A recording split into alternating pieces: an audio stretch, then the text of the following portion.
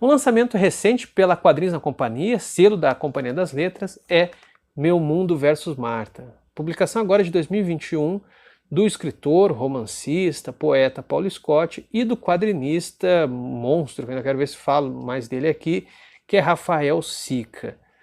Esse quadrinho aqui é um quadrinho mudo, ou um quadrinho silencioso, um quadrinho sem texto, o nome é terrível, não tem um nome consenso para falar dessas histórias em quadrinhos que basicamente contam uma história, se é que tem uma história, a partir de imagens dispensando palavras ou se utilizando muito pouco de palavras. Existe um pesquisador de quadrinhos chamado David Cancel que ele chama a atenção para o fato de que as histórias em quadrinhos, na sua genealogia, na sua origem, as histórias em quadrinhos silenciosas, elas nascem no período do simbolismo, ali final do século XIX, na França. E isso é uma coisa bastante significativa, porque os quadrinhos mudos, eles têm um apelo muito mais a algo afetivo do que racional, ou seja, o enredo, essa coisa que a gente consegue situar bem, sabe? Assim, o personagem, ele sai daqui, vai para ali, enfrenta o vilão tal, e blá, e tal.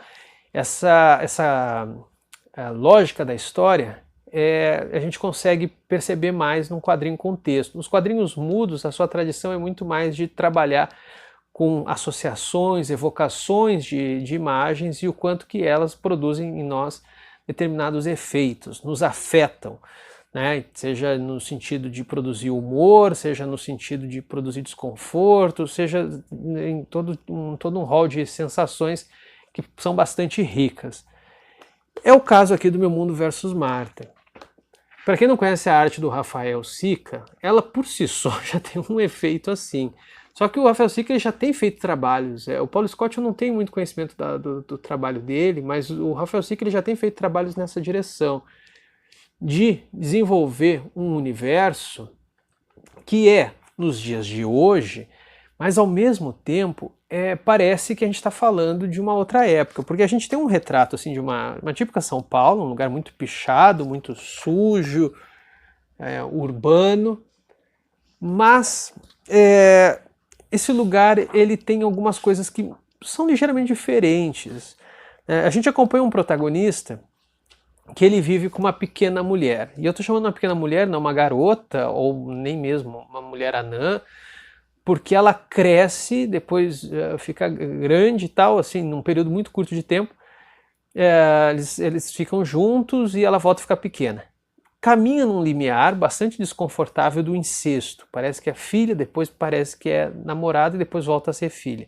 É para ser isso mesmo. Mas mais do que isso, a ideia aqui é trabalhar uma repetitividade claustrofóbica. Existe o pacto. O pacto parece ser tanto uma corporação quanto uma religião. O que justamente essa confusão entre corporação e religião, eu acho bastante significativo sobre o mundo em que a gente vive.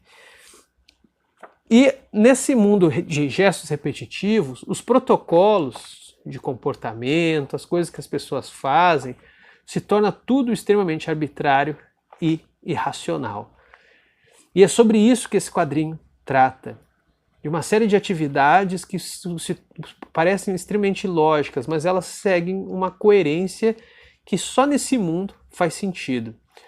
É uma crítica, me parece, bastante frontal a essa sociedade contratualista, né? Dizer, não, vamos combinar de fazer isso e aquilo, mas isso e aquilo faz sentido? Isso tem que... Qual é o significado disso na minha vida? Uma coisa que também é muito bacana aqui, que eu queria comentar, é a construção dos layouts, porque várias das páginas são assim, das duplas páginas. Vocês podem ver, tem um quadro em cima, um quadro embaixo, eles são dois, e no meio tem uma tira correndo, vocês estão vendo? E dá então para ler de duas formas. Uma é ler realmente como página 1, página 2, então você vem para cá, desce, lê a tira, desce, depois vem aqui, lê, desce na tira e tal. Ou você pode ler como se fosse uma única prancha, certo? Então você lê todos os dois quadros em cima, lê a tira aqui que corta as duas páginas e lê também os quadros de baixo. Sempre dá certo isso? Não. Tem momentos que isso parece que não era para ter sido lido assim.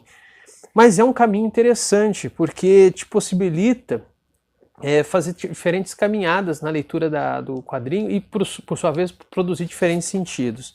Apesar dessa coisa tão assim, parece hermética do que eu estou falando, é um gibi que consegue te dar uma dimensão bastante humana, consegue captar muito a pequenez dos gestos. Por quê? O protagonista aqui, como vocês podem ver que é esse carinha, ele faz coisas banais, ele faz um café, ele fuma um cigarro, e essa banalidade dos pequenos gestos que faz com que a gente se aproxime dele, mesmo esse universo sendo um tanto esquisito para nós, sendo ambientado num lugar que a gente conhece bem, mas ao mesmo tempo em regras que são muito esquisitas e com seres, no caso, né, essa pequena mulher, que obedecem a uma natureza que não é familiar a nós. Um outro fator, e que aí eu acho que explica, nos ajuda a entender essa pequena mulher, nos ajuda a entender esse mundo, é a presença constante de repetições, ou seja, o protagonista parece que ele é assombrado com figuras repetitivas, como essa repetição de mulheres segurando um bebê. Isso vai aparecer em outros momentos. E aí que vem a jogada, aí que vem a força poética desse quadrinho aqui, que é muito bom. Ele é o pesadelo da repetição, né? Existe uma frase, eu estou parafraseando agora, não vou lembrar exatamente como é que é, do filósofo Walter Benjamin, que ele diz assim, não há nada, a pior coisa é que tudo continue igual. E isso aqui é um retrato maravilhoso disso. É um pesadelo por quê? Porque as coisas se repetem, porque tudo está na mesma coisa, porque nada melhora, mas também nada piora, você vai dizer, que bom, pelo menos não piorou. Mas também nada melhora, é sempre a mesma coisa, é uma eterna mesmice. E aí, sem querer dar grandes spoilers, quando no final há uma perspectiva de mudança, onde o personagem consegue realmente fazer com que aquela sociedade seja abalada em algum ponto, aquilo tudo parece que não leva a nada. No final ele volta para casa e recomeça. Tudo aquilo que ele estava fazendo recomeça. Tá? Então assim, gente, tá aqui a minha sugestão de leitura do Meu Mundo versus Marta, certo? É um quadrinho muito bom, muito bonito, que vocês vão ficar... uma coisa que estou sendo bem honesto é que toda vez que alguém fala assim, quadrinho sem texto você lê rápido, eu sinceramente tenho às vezes a sensação que eu leio ainda mais devagar, porque eu fico viajando nos desenhos, nas possibilidades de leitura, nas relações, e aqui vocês acredito que vão ter esse mesmo tipo de experiência, tá bom? É isso, segue a gente aqui, se inscreva, compartilhe, aliás, curta quando curtir o vídeo, que eu agradeço e ajuda, mas curta ao final, porque o YouTube tá sumindo com as curtidas que é do início, sei lá, tem vídeo meu que sobe 200, 300 curtidas uma hora para outra, porque o pessoal, às vezes, querendo ser gente boa, curte no começo, agradeço muito por isso, mas o YouTube está jogando fora a curtida de vocês. Então sempre curtir mais para o final do vídeo e também seguir lá no Instagram, @KenesSarjeta. Valeu!